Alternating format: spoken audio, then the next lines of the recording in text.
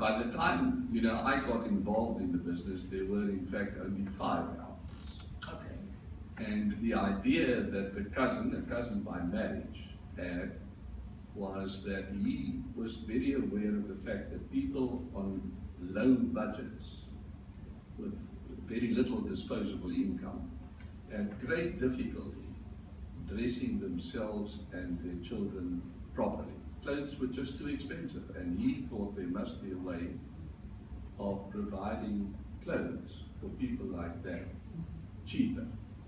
And that was basically the idea. And I often tell people that those of us who are fortunate enough to have grown up without hand-me-downs or second-hand clothes or clothes that have been gelapt quite a bit, have no idea what it does for the dignity of a person if he is properly dressed. Yeah.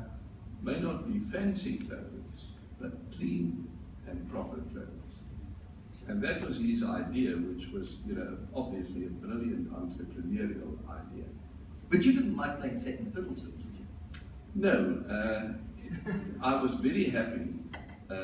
By the time I left the business after 7 years, it had been listed on the stock exchange and therefore had kind of lost some of its magic as a family company. It was now a public company. And I looked at the situation and I had 3 reasons why I wanted to make a change. The first one was, as I said, the company had kind of changed its character. The second reason was that René, the founder, was the #1 guy, and although my family then already, or I already then was the largest shareholder, I would not have had it any other way.